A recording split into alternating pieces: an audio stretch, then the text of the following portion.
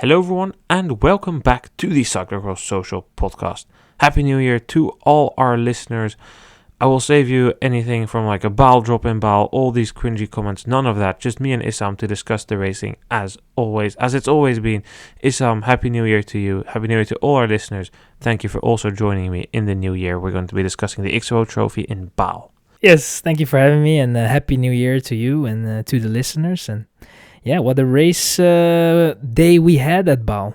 Oh, certainly. It was a rough, long day. Conditions were disgusting. We're a day late because I attended the race and just couldn't make it work afterwards. I was once again shooting video for USA Cycling Junior Team. It was the last race of our block. So hopefully for the rest we'll be back to usual with podcast right after the race. But I hope it's not too much of an issue that we're a day late, but oh boy, the conditions there in Baal, they were horrid, disgusting, filthy. If you're actually there in that mud was smelly. But if you're watching, you probably call it completely different. Perfect conditions. And I can see why. It was cross in its purest form for the GP so nice. Mathieu van der Poel had a New Year's resolution of humiliating the opposition. He attacked in the second lap, powered away from the rest, opened the gap, out of nowhere, non-stop pushing by him. He won the race by 1 minute and 55 seconds over his longtime rival, Wout van Aert. Pim Ronhaar did what he could and ended third, 2 minutes and 44 down, but there really was never a race. Issam van der Poel, I already said it, almost looked like he had a New Year's resolution to win by biggest margin ever or whatever, but boy, he was on fire. He was relentless. He was a beast. He was crushing the rest. So strong. What a performance.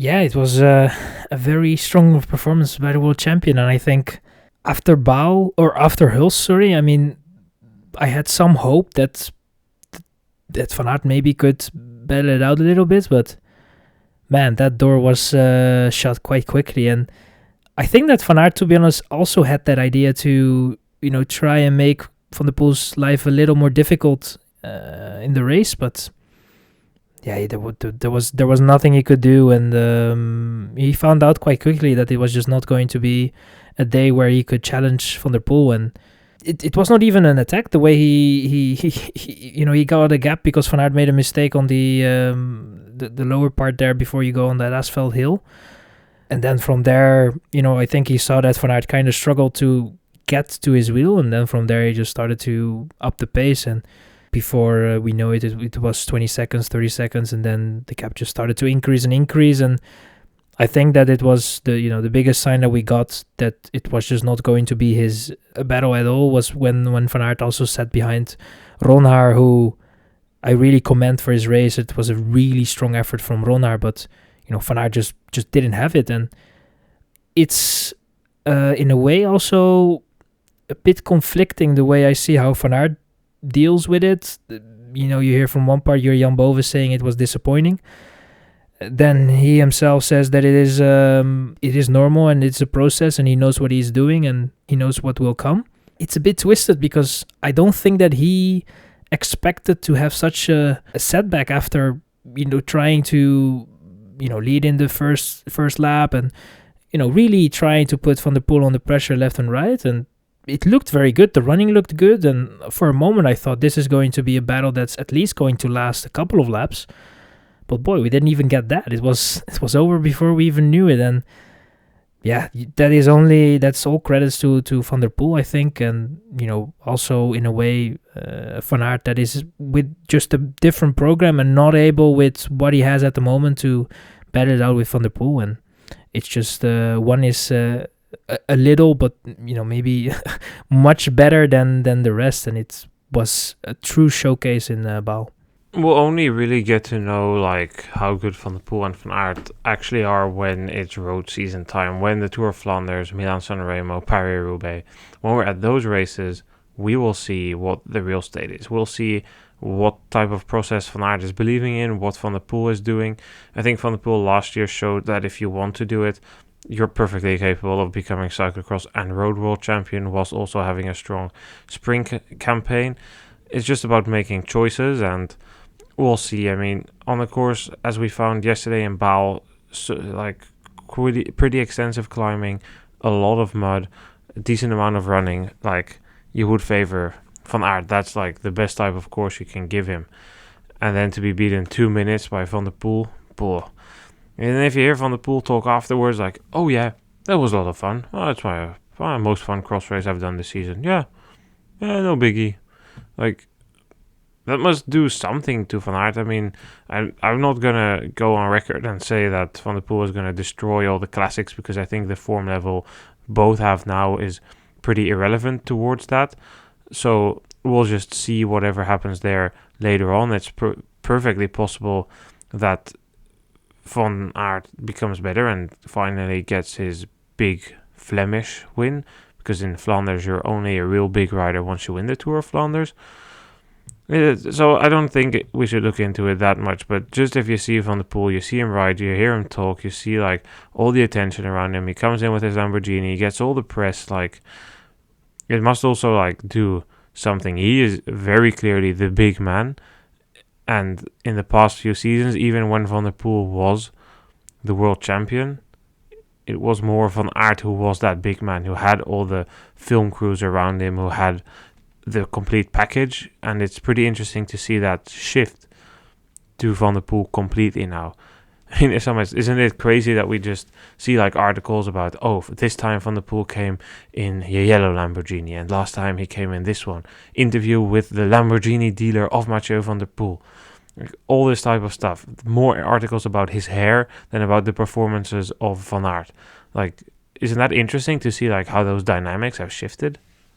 Yes, totally. And I think for part it has to do with this, the road season of Van der Poel was quite insane if you look at what he achieved there. And it's always easier to gain traction with a winner than with someone that is finishing second and did not really achieve the things that he wanted to in his season, at least. Van Aert had a good road season, but it wasn't what he expected from it. And I think that is just, it is in a way just the interest that kind of shifted. And, it doesn't help that Van Aert at the moment is just not really, he's just not there yet. He's not able to battle it out with Van der Poel, and he's probably not going to be able to do so in the next couple of races where he will attend, which is, I think, Kokzijde, and then from there it's only Benidorm that is left for him. So going to be difficult. And I mean, like you said, we shouldn't be going too much ahead on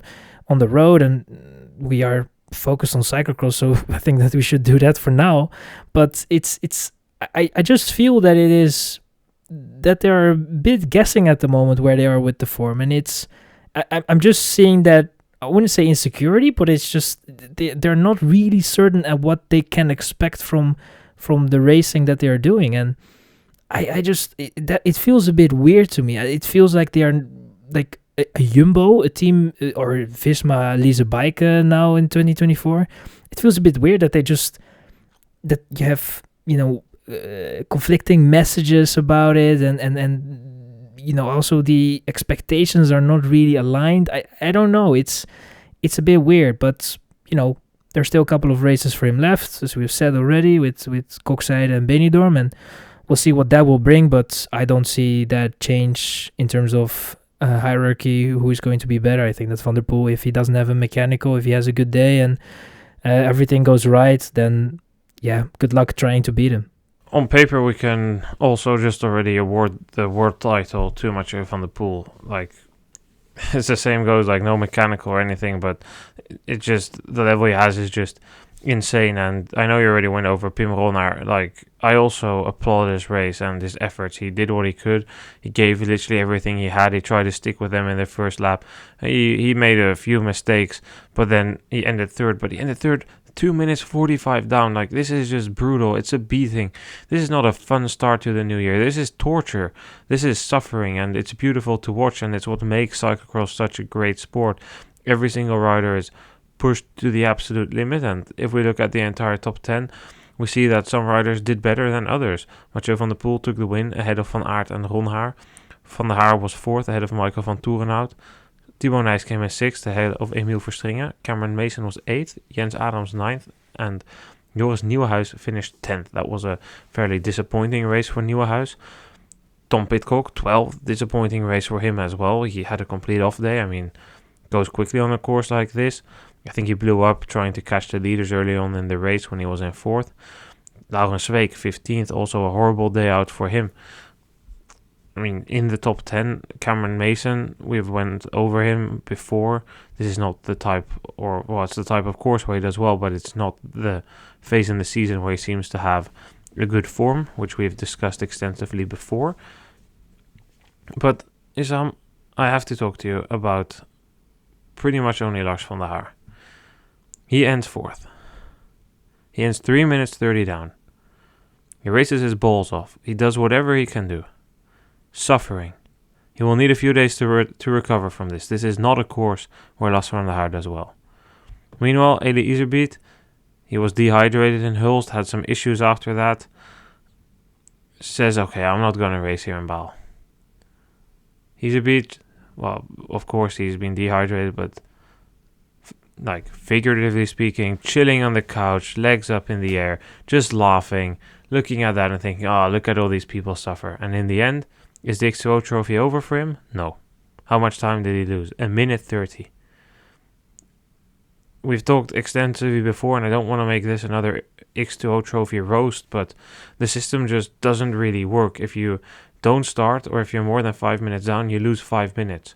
But Van der Haar races here for over an hour in atrocious conditions. He suffers, puts in a big effort, and his main rival Iserbyt is sitting at home and he only loses 1 minute 30. What type of time system are we in? How should we take this classification seriously if this is the way they deal with all of this? Yeah, and I think the issue is as well that it's not the first time that we have issues with this classification. And of course, in a way you can say that they cannot take into account that a guy shows up and that isn't really part of the classification and rides the leader away on 3 minutes something, and because of that he doesn't lose that much time on someone that didn't race because he only loses 5 minutes on a course like this. So then a solution could be that you try to have a percentage on the time gap that's on the time that someone loses on a race that he misses, or you do, instead of 5 minutes, you do 10 minutes. But I think that you always will have issues with such a time classification in the format that it is right now, with the races that it has, and it's not great. But in a way, if you look at the Super Prestige, that was already ridden before it even got to Diegem in a way, and that has also to do again with participation, and they have a great point system. So it is just it's hard to kind of get it right as a classification. And I think that if you look at the World Cup, we have a lot of criticism on it, but I think that it's at the moment the classification where we can still look at and be like, whoa, somewhat relevant. But with the X2O Trophy right now, I mean, there is some sort of a battle, but I don't think that is Iserbyt starting in Kokside. I don't know. No, he's not doing Kokside either. And I mean, for Iserbyt, there's the case. He's not just chilling at home. Oh, I'm not gonna race Baal. It's a hard day out. I'm just gonna recover and chill. But he's sick. He's had issues, okay, but still, it doesn't reward Van der Haar. The punishment of not racing around should be much higher. We'll talk about the women's elite race in a bit, but from Denise Betsema, who ends 7th onwards, everybody who sat at home loses the same amount of time as a rider who's been racing for an hour. And a woman racing an hour, I mean, I'm all for women's races becoming an hour, so it's no issue to me that they're on their bike for an hour, but it's just not in proportion. And I feel like that's definitely something that should be adjusted, and that was one of the main points which we criticized it before this race for as well. The Koppenberg was the same situation, and that's what you say, Issam. It's not the first time, and it's not like this is the first season where things like this happen. And that's also my criticism on the World Cup. If you win, the difference with second is 10 points, but as soon as Van Aert, Van der Poel and Pidcock come in and take those 3 places most of the time, All of the rest is battling for singular point differences, which is near enough impossible to make up for, which makes that the classification is pretty much already decided before the so-called big three or just the front runners come in. And I feel like cyclocross should adapt to that, especially if you're the X2O Trophy and you're criticizing the World Cup so much all of the time.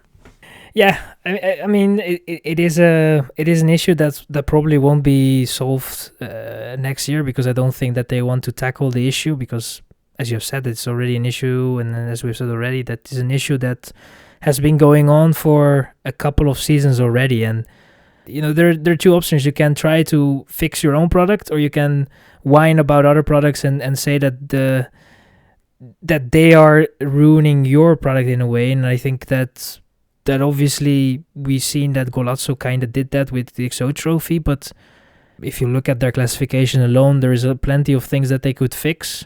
They haven't shown, apart from the time classification, they haven't shown much innovation in the sport, in my opinion, apart from some silly objects that they have put in certain circuits where I think that are useless in a way. And yeah, it's just every time we come to the end of a season, or close to an end to a season, we come to the same conclusion that the X2O Trophy at the moment is kind of a farce and is not working. And it's a bit of a shame, really, because I think that there are some parts of it that are great, and they have great races on the calendar, but it's just it is not working at the moment. And I think that if you keep it this way, it's not going to work in the next 5 years, because you will just be that classification that will be either concluded already on the Koppenberg, or people skip the Koppenberg because 5 minutes is easy to lose there, because who knows, you can still gain it on the rest of the season. And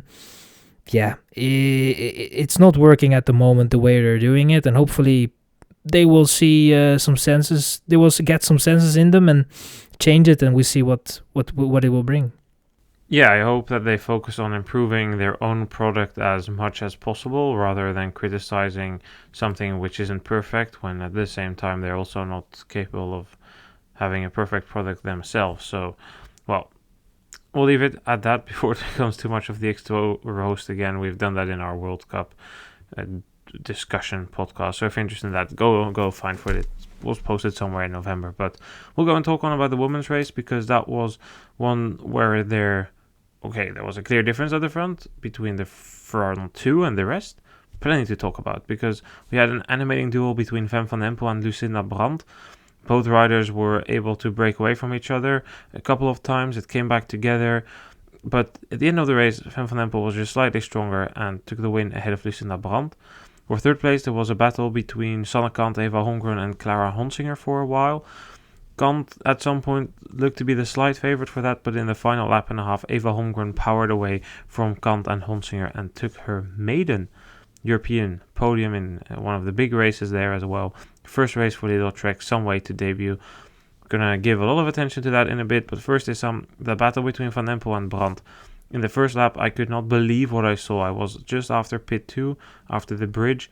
Van Empel and Brandt came through, and I waited forever. It took like a minute before the rider in third came. I think it was maybe Betsema at that point, but it took forever. They were so much stronger than the rest. Pretty entertaining battle. I think the question we had after Hulls, like, what is the physique of Van Empel like? We have a relatively good answer to that. It seems to be fine.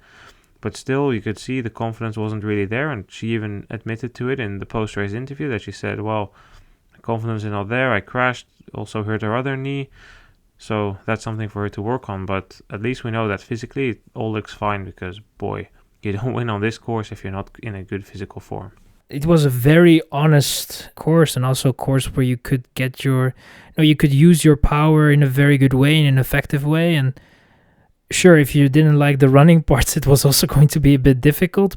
And especially if you're kind of down a little on the power, then you have to run a little more, and that is obviously not great either. So it was a very hard course, and especially with the conditions that it was in, it was just very tough. And the differences were huge between Van Empel, Brandt, and the rest in a way. And I think that it's I saw the pace that they were doing in Hulst. That was with Peters and Alvarado also, and they were not here in Baal, but that pace was insane in a way. And I think that again we can commend both Brandt and Van Empel, because they, there was always going to be a point where they could look at each other a little bit more and maybe try to, be more, try to look at each other and play it more tactical. But they just went for it. I think there was not a single lap where they really let the pace drop off a little. It was just constantly trying to get in front of each other and putting the pace and putting someone else under pressure. Brandt with, I don't know. Sometimes I look at those descents and I'm like holding my breath from time to time. It's such a risky moves, the way she does it as well. Sometimes it looks under control, sometimes it really doesn't. And Van Empel was at certain points really put under pressure in some certain descents, mainly because of just not having the confidence to get through it. But overall, the form from Van Empel today at Baal was very good. And yeah, the confidence of Van Empel was a bit off. You could see it in the descents, and it was not always up there. And Brandt really tried to put her under pressure there, but in the end, I think that you could say that the form of Van Empel was very good, and she showed it, and the deserved winner for sure. And Brandt just didn't really have an answer on the power and the form that Van Empel is in at the moment, and that is at least somewhat encouraging for Van Empel. And you just, we should hope that with this race, that she can kind of build some confidence back and, work on the technique and mainly on the confidence, I think, because while sure her technique is not the best, I still think that her technique is good enough to win races. And it's just right now you should mainly focus on the confidence, because then, you at least have somewhat of a decent technique to get through the corners and stay as close as possible to the pack. And if it wasn't only the difficult corners. Sometimes I looked at certain lines that she was taking in certain corners that were quote unquote relatively easy, and it still wasn't the right line and wasn't with the confidence that you have to take those corners. So it was great to see her bounce back, but there is still some work to do for Van Empel. Yeah, but it's encouraging. I think her confidence levels will take a little bit of a boost from this. I wonder how that knee will be, the other one, the one that she crashed on freshly in Baal. It looked to be in pretty bad condition right after the finish, although clearly the adrenaline meant that she didn't feel too much pain. But yeah, I just want to comment on those downhills of Brandt, because Brandt's downhills, they're like nothing I've seen before. Like, Brandt knows no fear. She just sends it down. And one of the prime examples was Herentals a couple of seasons ago in super sketchy, gnarly conditions. She just flew down there, down the skill. And it's happened many times before. Sometimes she crashes. Remember Worlds in BLS 20, what was that? 17 that must have been. She hit the deck so hard there. So hard. It cost her a medal, potentially the win there even. I think she would have always missed out to Kant and Vos there, but up for debate. She crashed so hard there. Oh, that's just nasty. Like no, I can't even think about it too much. But yeah, but it went well here in Baal. She didn't crash, and I guess you win some, you lose some. So I respect the commitment and the skill. And another rider who has that is Eva Holmgren, because in the first lap, after I'd waited for long, Van Empel Brandt had passed me. There was a group. Eva Holmgren did not have the greatest of starts, but she came into the corner and right in front of my eyes, she dive bombs 3 riders, passes them, bridges up to the group for third, and she starts fighting there. 19, almost 19 years old, 18 years old still, but racing age 19, turning 19 in May. That's impressive, Issam. First race for her and her sister, and the Lidl Trek team, leaving the Stimulus Orbea team. It's super impressive. Like, we can talk, okay, the riders who aren't there, etc., etc., and those are all fair points. Like, I don't expect Eva Holmgren to do this in a World Cup, but ending third here, that is a good result. And in general, I have to hand it to the Canadians. They have Eva Holmgren in third, Isabella Holmgren, bit more issues, has been sick, also crashed a few times, 9th. Raphaël Carrier, 10th, first-year junior woman, first-year junior woman, ladies and gentlemen, first-year junior woman in the top 10 of a super hard race. They had more of their juniors. Lily Rose Marois ended on the lead lap. Nico Knoll ended on the lead lap as well. An impressive day by the Canadians, and above all, Eva Holmgren just giving it the finishing touch, winning her first duck. I take my hat off for that.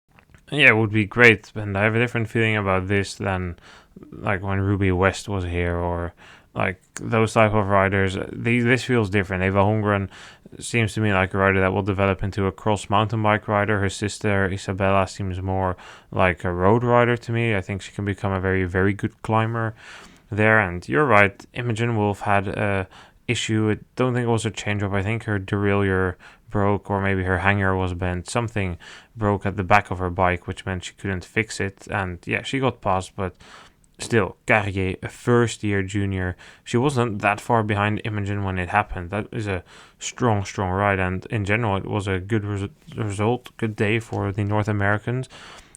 Just look at the entire top 10, and then I'll talk about Clara Honsinger, who I'm building towards in this bridge. Van Empel won ahead of Brandt, Holmgren, and Kant.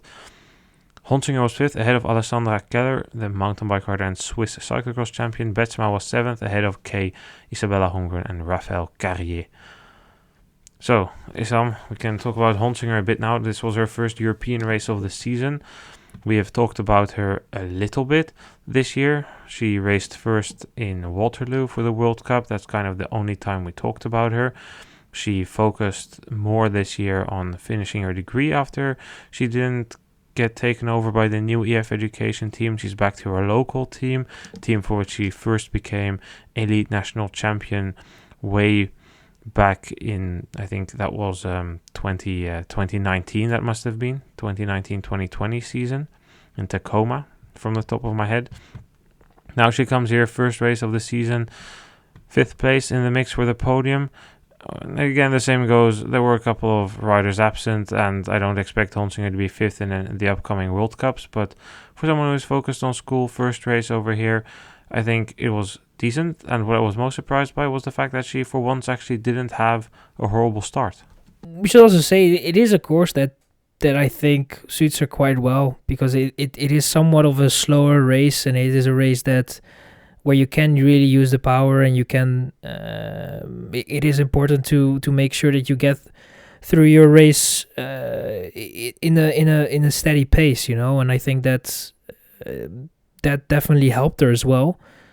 But it looked good. I mean, it's, as you said, it's if you not fully focusing on the sport, it's going to be more difficult to get good results out. But I think that this is a good result, and the form is good, so that is definitely encouraging for her. And as you said, I think that at a World Cup, if you have most of the women starting, then it's going to be a little bit more difficult for her. But I definitely think that it could have been worse. You could have a result like Betsema, I would say. So I think that for Honsinger it was definitely a very, very solid result, and something that you can work with for the remainder of the season. And hopefully she will get some more races where it's more like this in a way, a bit more of the slower kind of races, because we had some fast ones, and I think that maybe wouldn't be really something that would suit her amazingly. But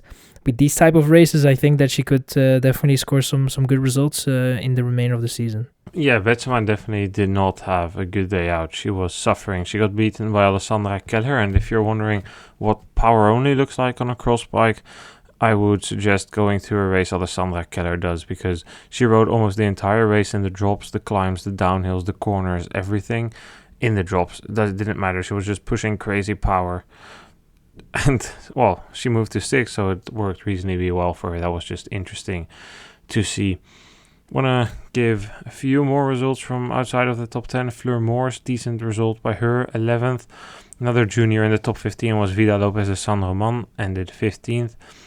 And a bit further down, I don't think there was really that much to say for. I think maybe at the end of the day, Puk Pieterse and Selena Carmen Alvarado are the big winners today, because they sat at home. There was also another race in Pétange in Luxembourg. Joshua Dubois took the win ahead of Lander Looks and Marcel Meissen, whilst Christine Majerus won the women elite race ahead of Xaide van Sinai and Larissa Hartog. Issam, thank you for being here. I think that will conclude it from Baal. Finally, a couple of days to recover before we finish off the Christmas period with Kokzijde, Gullegem and Zonhoven. Yes, thank you for having me, and let's finish it off strongly, and then from there we can slowly but surely go to the nationals, and then we have that long kind of walk towards the World Championships in Tabor. And yeah, it's going to be we still have some races to left, so it's interesting to see what those races will bring to us. Most definitely. Thanks everyone for listening, and we will catch you guys soon. Goodbye.